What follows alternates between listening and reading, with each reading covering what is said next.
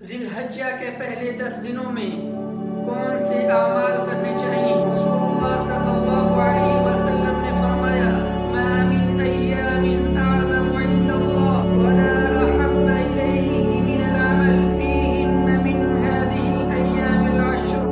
ان 10 دنوں میں جہاں عمل اللہ کو بہت ہی محبوب اور پسند ہے، وہاں عظمت کے اعتبار سے یہ 10 دن اتنے عظیم ہیں، اتنے مقام والے ہیں، اتنے مرتبے والے ہیں کہ ان 10 دنوں میں کیا گیا عمل اللہ رب العزت کے ہاں عظمت والا بن جاتا ہے، عزت والا بن جاتا ہے، مقام و مرتبے والا بن جاتا ہے۔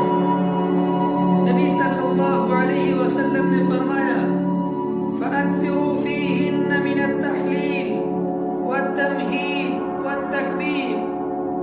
جس کی زندگی میں یہ 10 دن آ جائیں وہ بڑا خوش نصیب انسان ہے۔ اس کو چاہیے کہ ان 10 دنوں میں کثرت سے لا الہ الا اللہ، الحمدللہ، اللہ اکبر کا ورد کرے۔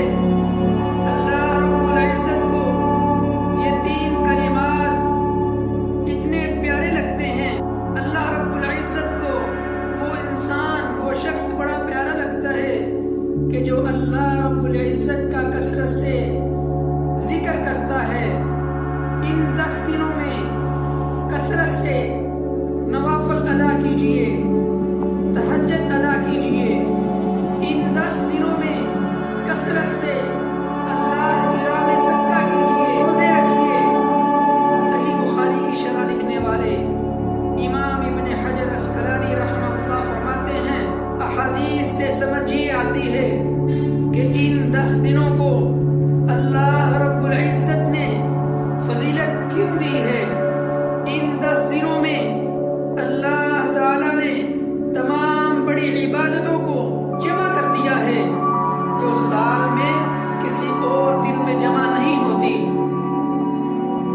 انسان صدقہ کرتا ہے، نماز ادا کرتا ہے، روزے رکھتا ہے، لیکن اللہ تعالیٰ نے ان دنوں کو فضیلت اس لیے دی کہ ان 10 دنوں میں تمام بڑی عبادات کو اللہ رب العزت نے جمع فرما دیا ہے۔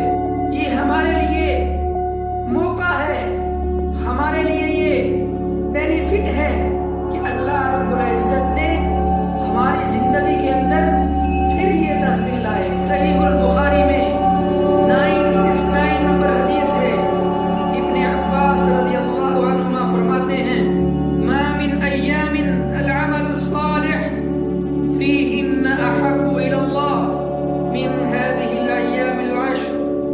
قالوا یا رسول اللہ صلی اللہ علیہ وسلم ولا الجہاد فی سبیل اللہ؟